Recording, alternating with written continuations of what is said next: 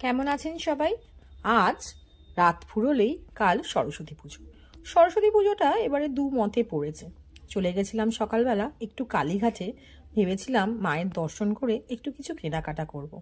কিন্তু দেরি হয়ে যাওয়াতে আমাদের মা কালীর মন্দিরটা বন্ধ হয়ে গেছিল।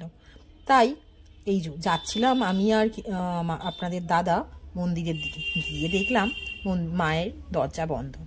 তাই আমাদের যা টুকটাক কেনাকাটা ছিল কালীঘাটে সেটা সেরেই নিলাম।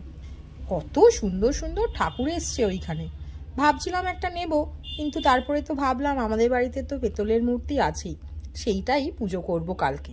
কিন্তু এই ঠাকুরের মূর্তিগুলো দেখে খুব লোভ হচ্ছিল যে একটা ঠাকুর তো নিতেই হবে, কিন্তু নিলাম না।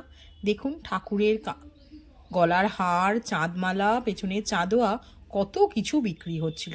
সঙ্গে ডাব, কলা গাছ, এদিকে হোমের জিনিসপত্র সব কিছু এখানে পেয়ে যাচ্ছিলাম। মাটি সবই তো লাগে পুজোতে, সুপারি, কলা, সব কিছু। আমি একটা মাটি নিলাম, কারণ নিজেই কাল পুজো করব, ঘট বসাবো। আর নিলাম আরও কিছু ফল জিনিসপত্র নিয়ে। আমার একটা জিনিস কেনার খুব ইচ্ছা ছিল, সেগুলো কিনলাম। ফেরার পথে দেখলাম অনেক মালা বসেছে, কিন্তু আজকে আর মালাটা কিনলাম না, কারণ পুজো আমি কালকে করব না সোমবার 9:30 পর্যন্ত আছে সেটা করব সেটা জানি না, সেটাই এখনো ডিসাইড করে উঠতে পারিনি। তাই জন্য এগুলো শুধু দেখেই গেলাম।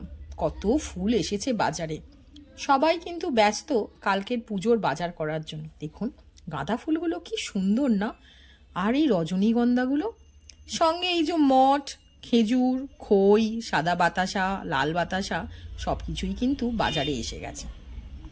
সবাই কেনাকাটা করছে, আমিও কিছু মঠ, তারপরে আপনাদের খই, এদিকে মধু, এইসব দশকর্মার ভাণ্ডারের কিছু বাজার আমিও করে নিলাম। অনেক কিছু জিনিস বাড়িতে আছে, ছোটোখাটো যেগুলো দরকার সেগুলো কিনলাম। চলুন আজ এখানেই আসি, আবার দেখা হবে সরস্বতী পুজোর দিন সবার সাথে।